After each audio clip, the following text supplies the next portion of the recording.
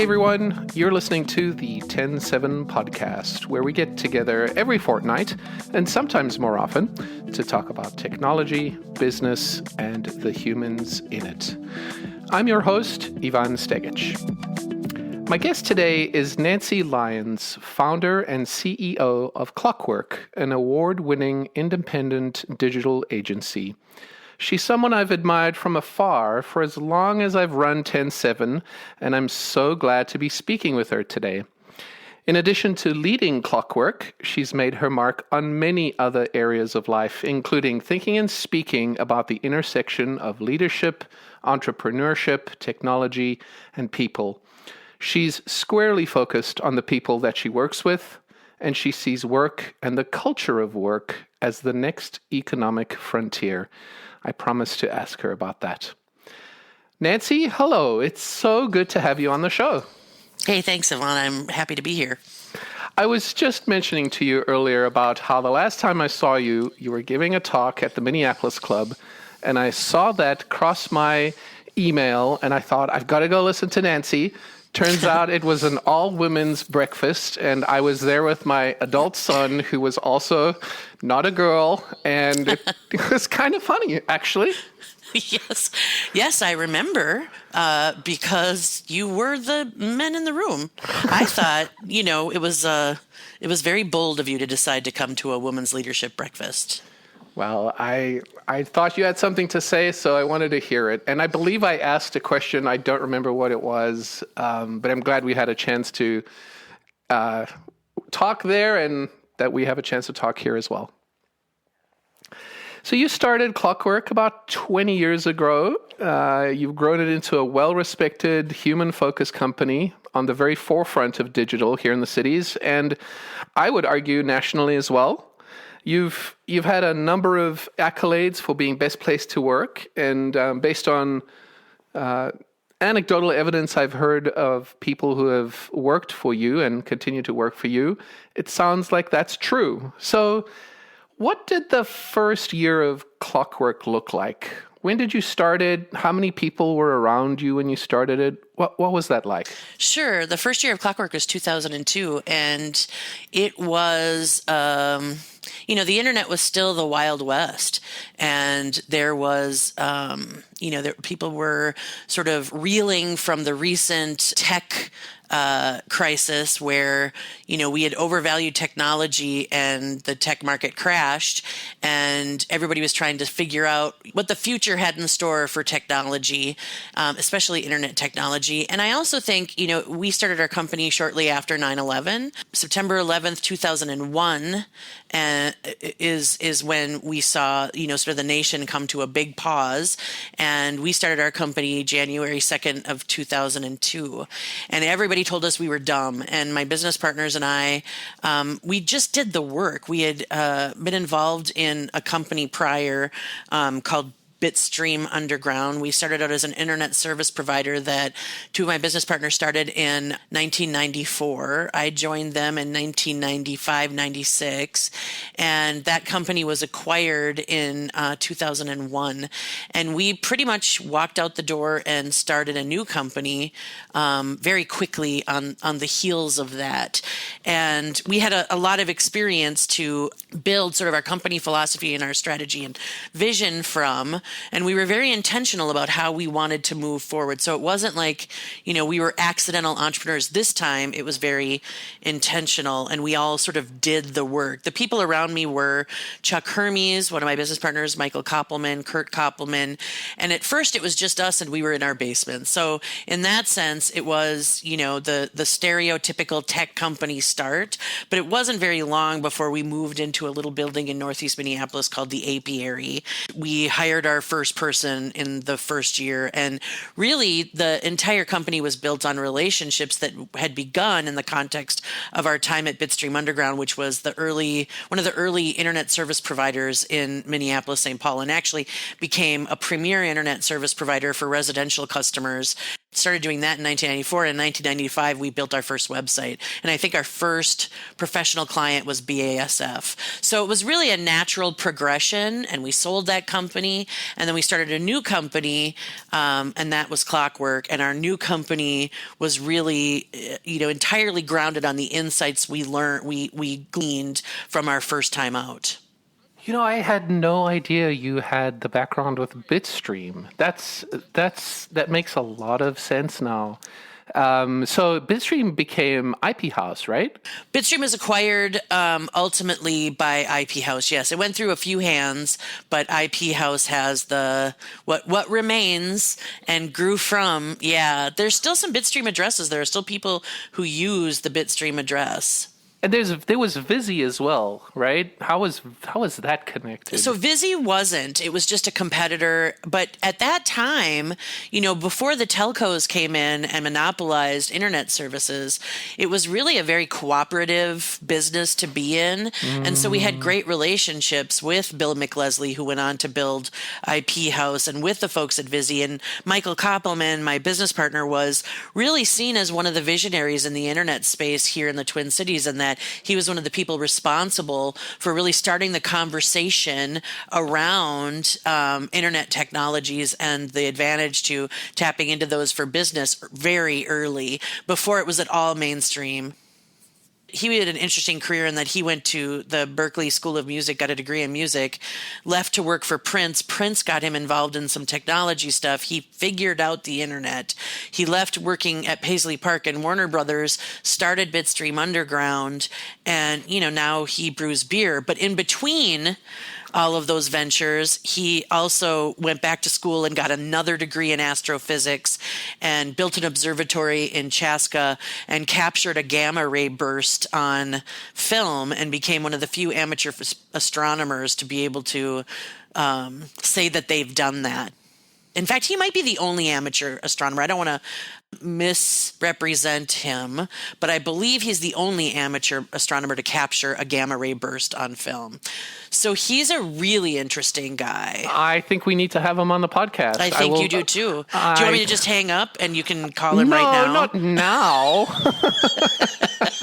Because he is something else. I could get him on the phone for you in short order. That would be awesome. I would love to talk with him. Did you know my background is in physics? So, I did not, but you would love him. I would love geek to out. talk to him. Oh, man, that's great. So, are any of the original actors, the original founders, still involved with Clockwork in any way? In a board capacity, yes. They all sit on our board, and they are great advisors and dear friends. So, yes, they are no longer involved in the day-to-day, but we are very close, and we see each other frequently. So yes. Mm-hmm.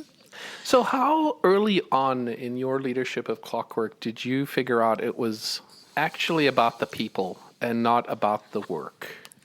Well, I think we figured that out at Bitstream. I think it's always been. In fact, I remember doing an interview with a magazine back in, the mid-90s where they asked me what my legacy would be. And I said, I don't think my legacy is going to be websites. I think it's going to be people and the impact, working at an organization that I lead will have on their lives and the opportunities that they'll be able to, discover for themselves after having been at, Bitstream. At the time it was Bitstream in my thinking.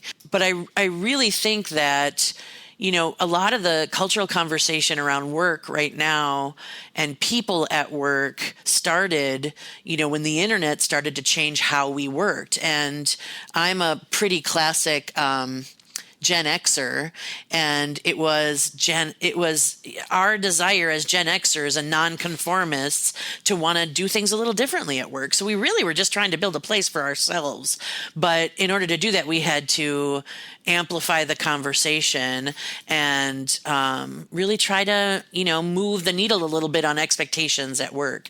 So I think A lot of the frustration or tension that happens between generations at work has always been in place. And I think we were your textbook Gen Xers, and we just wanted a workplace that felt good, that valued our contribution, that wasn't so worried about traditional professionalism, but really wanted to tap into our brains. And at the time, the only place to have that workplace was to build it. So that's what we did.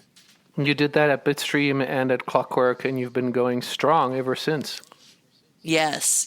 And I think it's important to note, too, that, it's only been in the last probably 5 years that the mainstream of the industry has started to embrace the importance of the user.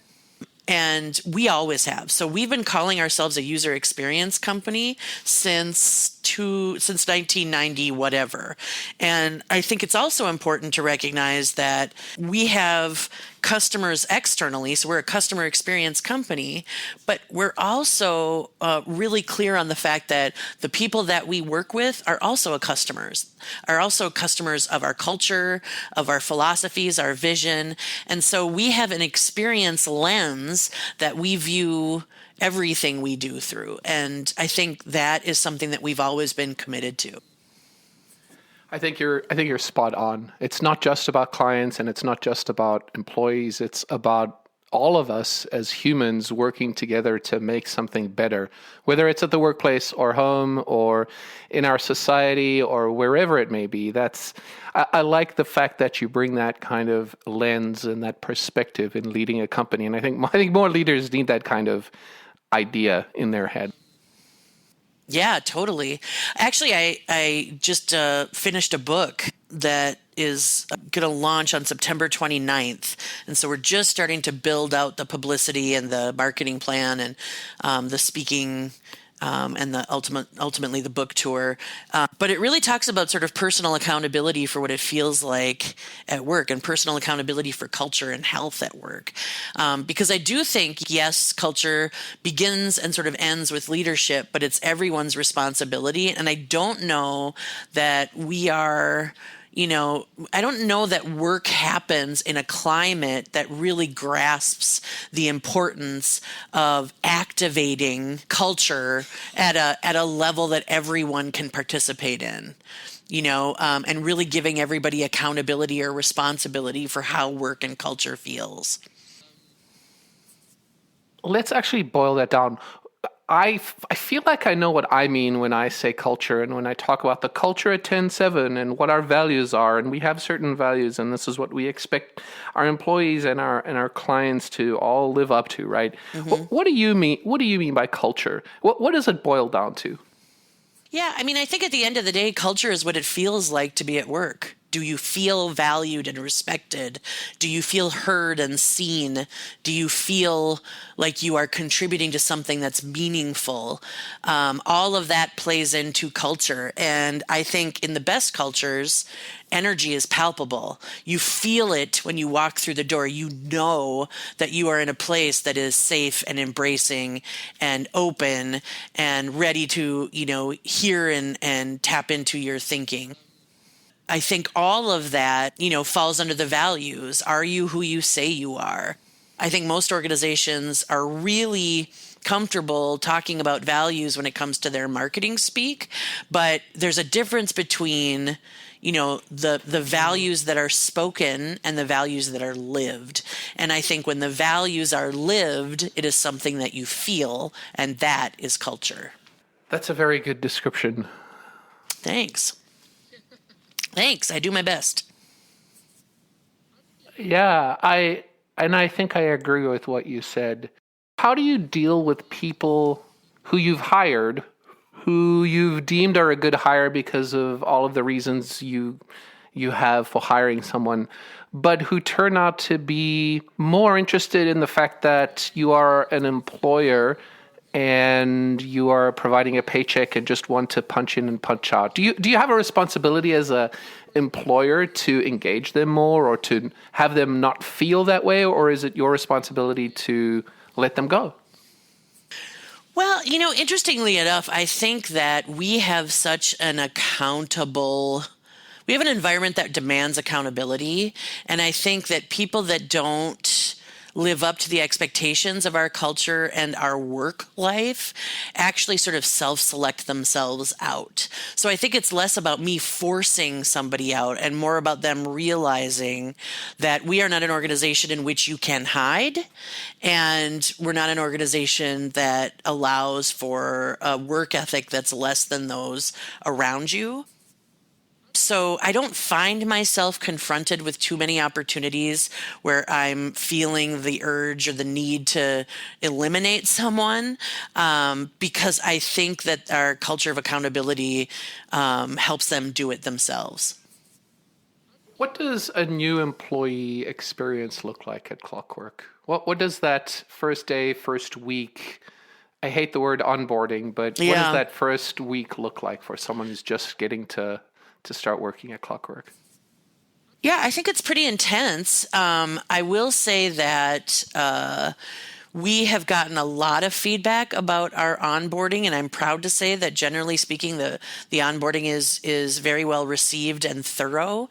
That's the feedback we've received, that people appreciate it, that I've heard from many people that it's the best process they've been through in starting in a new company. A lot of that is in large part due to, the leadership team here who's always thinking about ways to improve that process because it could be so overwhelming. I think when people start here, there's a lot of reading because we've sort of done our homework, and the first thing that happens when somebody gets hired is John, who's an executive assistant here, schedules everybody out for the first 2 weeks. So they have one-on-ones with the leadership team. They're assigned a buddy who they'll then work with, who will kind of show them the ropes and be an advocate for them in their first two weeks or 3 weeks when it's tough for somebody to sort of speak up. And that person, those relationships can sometimes last for much longer than that. So they have a series of conversations, they have a series of meetings, they have a person that's advocating for them and helping them navigate their way in this unfamiliar place. And then they have a lot of reading different protocols and policies. But I don't want to make it sound as if we are really weighted down in policy, because we aren't. But I do think what you get from us in those first couple of weeks is a schedule that helps you sort of wade through the framework of thinking that is the foundation of Clockwork. And then each of the people that you meet layer in some additional thinking and nuance and, skill sets and attitudes. And I think, I hear from people a lot, it's a lot and it's great. And I'm okay with that combination. I think people leave here and they probably want to take a nap. They probably want to go home and, go to bed at 7 p.m. because it can be overwhelming. I also think that, we are in the habit of hiring really smart people. And when that happens, you have a lot of people who are used to being the smartest person in the room. I think just sort of realizing that you're not the only one anymore and settling into, sort of the rhythm of a group of people, a team of people that operate from that place is a challenge. But I think we work really hard to really wrap our arms around new people and welcome them in. The other thing that I think is really important is we've got a real commitment to equity and psychological safety. And so we really try to read a person, understand their cues, ask them directly what they need from us to be, most effective in their jobs. And then we have some social activities in those first couple of weeks. Usually it's, a team lunch. It could be some additional lunches with, your direct supervisor, or there's a variety of ways that we personalize that experience for every new hire. Do you do any DISC analysis or any personality test ahead of time or as part of the onboarding? No, we have a very peer-based hiring process. So I usually meet people at the very, very end, and it's really about me, sort of getting a vibe. By the time they get to me, we're pretty close to offering them an opportunity here. But they go through a lot. And in some cases, we've even had people complain about the length of an interview process. And I feel bad about that. But I think the conversations we try to have are not so complicated that we're trying to stump them. But But because, really you can learn a lot about the job on the job, regardless of where you come from or what your technological, background is. But I think we're really trying to get a sense of the quality of person and work ethic in those conversations. And sometimes that takes a while. So I would say that it's a series of interviews with your peers in various settings with various sort of approaches to the conversations before you get hired. Now, after people are hired, organizationally, we have commitments to ongoing training that we make every year. So every year we do communication style training, and we help people sort of determine their own communication style. Are they a promoter? Are they an analyzer? Are they a supporter? Are they promoter, analyzer, supporter, controller? Are they a controller? I myself am a promoter controller.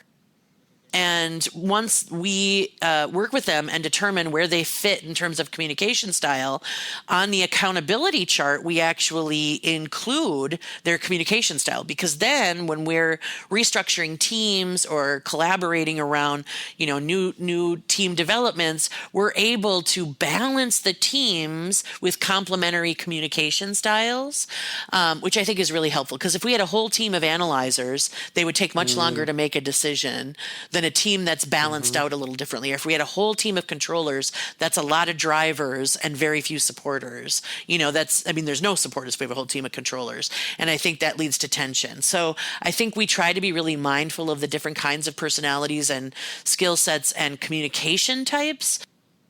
And then we commit to other trainings too, like, we've got somebody coming to teach us presentation skills in the next couple of weeks. We're actually sharing that with a couple of other small businesses. We're paying the speaker to come in and do a day-long session on different presentation skills.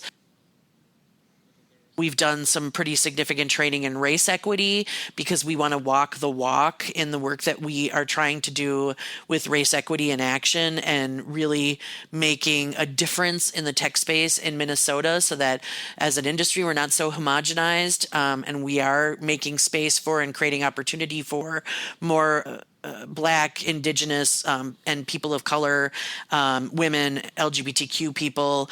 We're really trying to be intentionally involved in changing the face of tech in Minnesota. So we do a lot of things after they're hired. But, I have never been a fan of personality tests, if you will, because I think I'm interested in the whole of people. And I wouldn't want them to feel like they had to censor themselves. And I wouldn't want them to feel like they were being evaluated based on their weirdness, because I want us to embrace the weirdness. Embrace the weird. I love it. Now, you mentioned accountability chart while you were something that you add to whether they're a supporter or an analyzer or a controller. Can you tell me more about the accountability chart? We actually are a company that is practice the EOS methodology, so the entrepreneurial operating system. And we did away with an org chart long ago and replaced it with an accountability chart. We really try to be relatively flat in terms of hierarchy. It's my hope and my wish that great ideas and good thinking can come from every level of the organization. But we do need to be really clear on who is accountable for what. And that's where that chart comes into play. And actually, we have accountabilities at every level of the organization, and we also have team accountability charts. So we understand what every role shows up with, and we understand what teams are accountable for, and they try to monitor and measure that from week to week. Thank you for explaining that. I've heard of EOS, and I've seen its uptick with agency leaders in the last couple of years, but it seems like a system that's more geared towards medium to large-sized businesses and not small companies like my own that are less than 10 people. I think I've certainly recommended it to smaller companies, and here's why. I think had we started doing it when we were smaller, it would have better prepared us for growth. Because I don't know that every aspect of EOS applies absolutely to agencies or digital studios. But I do believe that the the way that it allows you to have a pulse on your business is super helpful. So, and I think entrepreneurs just dive into the business without coming up with the appropriate systems. And what EOS helps you do is sort of retroactively put those systems in place. And that's great. But I think had I had an opportunity to do that earlier, I probably would have benefited from it sooner. So I don't think it's out of the question for a small company. I actually recommended it to a 2-person company. I know a 4-person company that uses it. Okay, so maybe I should revisit that. How big is Clockwork right now? How many humans? About 60 people. 60? And is everyone located in Minneapolis? I saw on your website that you have a San Diego office as well. We do. We actually had, we have a few people that are distributed, and it's interesting because we're definitely working a more distributed network of staff. And I think in order to compete in the space, we have to do that, obviously. The problem is because we have a great culture and because, we focus so heavily on it being healthy, people want to be in the space. Now, we have extra space in our, Minneapolis campus, which is what I'll call it because it's a couple of buildings. And we have that extra space because our clients collaborate with us and we created it very intentionally larger community spaces. And that's what we really use our buildings for. But I would say that anybody here would tell you that just like you with your distributed, team, we get our best work and the most work probably done at home. So, we balance between having the physical space, the centralized space where we could go and collaborate, and that's fine, and really starting to look outwards at how we want to build our teams and how we want to embrace new opportunities. And so we have, a single office in San Diego just to have a presence in Southern California. In fact, I was just supposed to go to Los Angeles next week and had to cancel it for because they just declared it a state of emergency because of coronavirus today. But I think, we wanted a place in Southern California very deliberately. We were able to make that happen. We had a place in Austin, but Austin is a really saturated market. I do think that, a lot of smaller agencies do try and experiment that way. I'm not someone who does a big flashy press release every time, we have an opportunity to have a front door someplace. It's really about, client location and our ability to collaborate with them in short order and their needs. And this turned out to be a solid solution for us. Is there a remote work policy at Clockwork that you can talk about? There are policies. We are very, very flexible. So for us, we are a results-oriented work environment. And one of our core values is we tell the truth, we keep our promises. And when we review people, we, sort of review their performance based on how they reflect those values. So it really externalizes. It's not whether or not I love the work you're doing. It's do you tell the truth and do you keep your promises? So if you are committed to a team and your job is to deliver on X, I honestly don't care where you do it or when you do it, as long as you do it. And so our remote policy is really on each individual to decide how they want to take advantage of remote opportunities and, to deliver on their promises. We have people that, their day-to-day looks like all sorts of things. Some people stay home every Friday. Some people stay home every Monday. Some people are in the office every single day. Some people are in at 7 a.m. and out at 2. But they're doing their work and submitting their hours, and we have 6 client-facing Agile teams. So some of them are on client sites, some of them are working in the office together, some of them are working remotely together.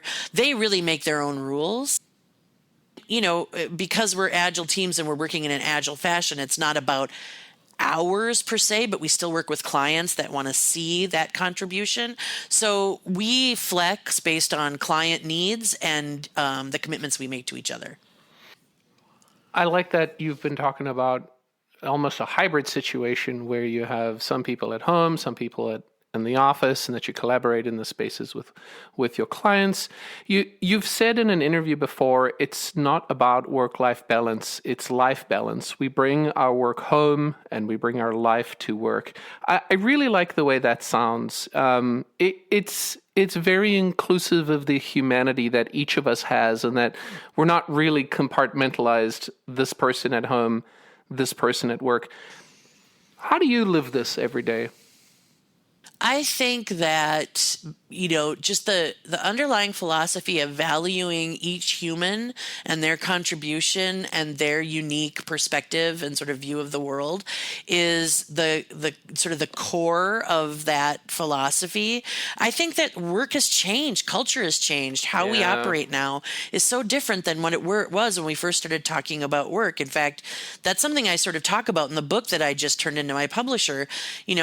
A lot of what we do at work every day was decided 150 years ago when we were industrialized. And it's so hard for us to change. And some of that stuff is so entrenched in our DNA that we just don't. And yet, I think, our entire identities are tied up in work, whereas when the Industrial Revolution came about, that wasn't the case. The people that were doing the jobs, their identity wasn't their work, it was who they were. Now, we carry our work everywhere with us. We're always on, always connected. When I'm in the shower, I think sometimes as much about work as when I'm sitting at my desk. And so I think, balance is up to the individual. One of the things that I always stress upon my leadership team is, we have people on our leadership team who work a lot. Not because I want that for them, but because that's who they are. We have people on our teams who work a lot. That's who they are. So I find myself actually working with them to try and pull back versus getting them to work more. I want people to take vacations. I want them to take care of their mental health. I want them to take their breaks and practice self-care. But just because I want it doesn't mean it's going to happen.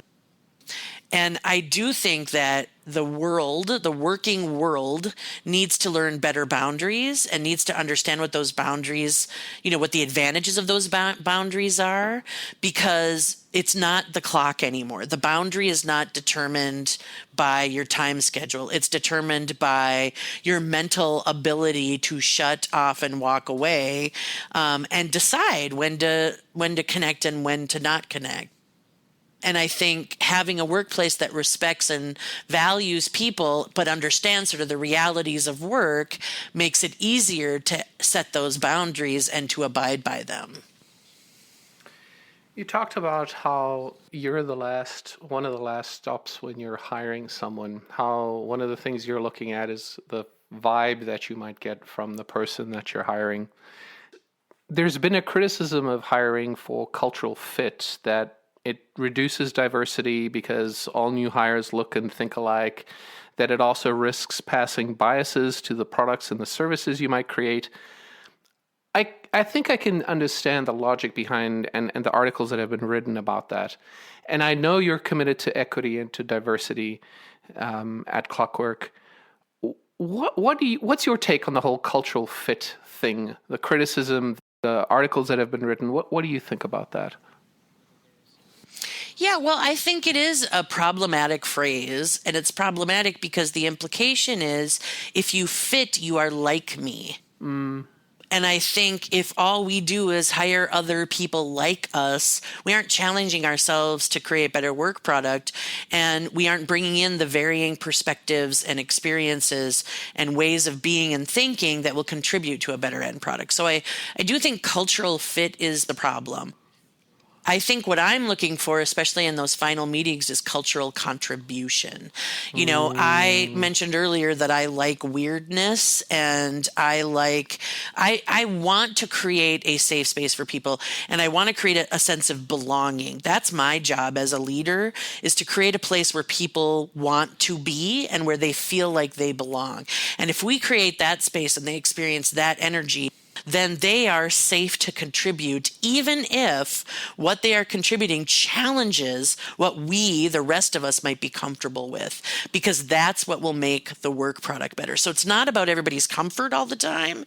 It's about everybody's openness to that discomfort.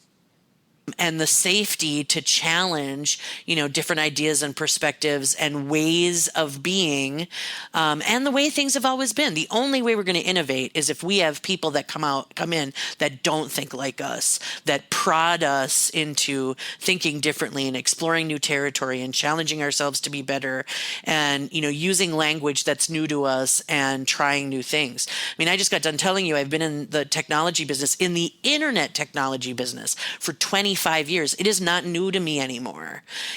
Some people in the world are still marveling at the newness of the internet. It is, my entire career has been spent here. And if I don't invite teachers in, we will not learn. I love the nuance of the difference between cultural fit versus cultural contribution.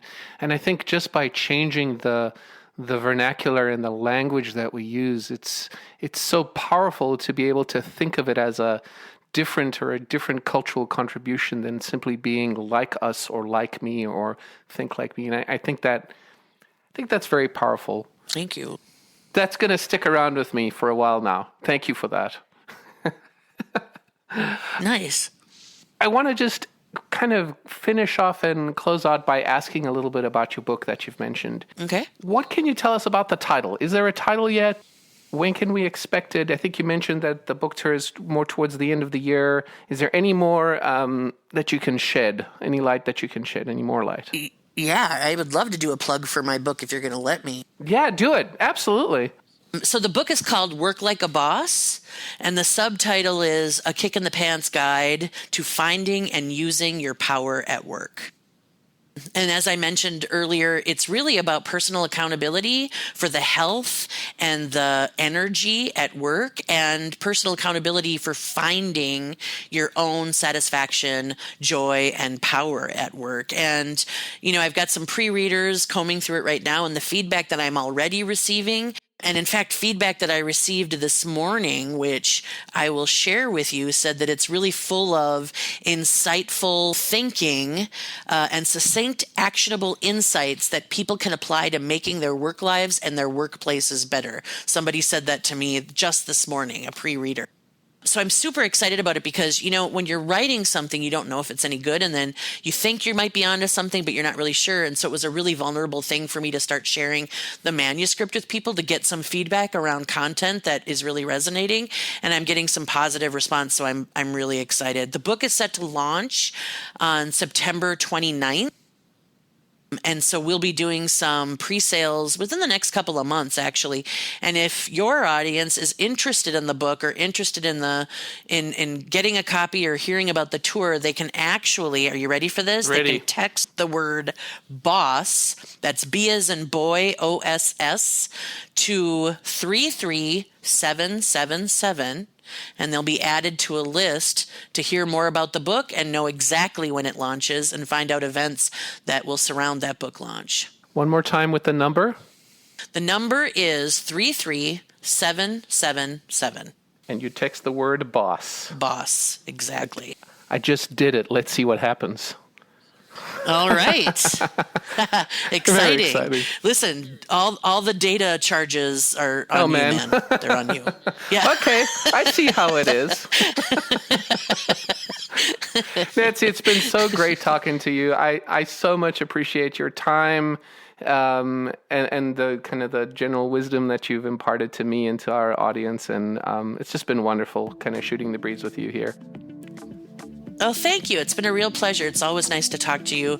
And if you're ever at a ladies' lunch that, I might be at, I'll look forward to seeing you again soon. Thank you. That's awesome.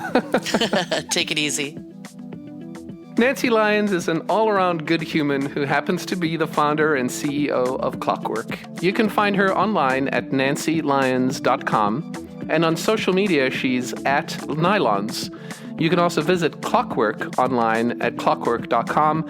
And if you're interested in her new book, text BOSS, that's BOSS, to 33777. You've been listening to the TEN7 Podcast. Find us online at ten7.com/podcast. And if you have a second, do send us a message. We love hearing from you. Our email address is podcast@ten7.com. Until next time, this is Ivan Stegic. Thank you for listening.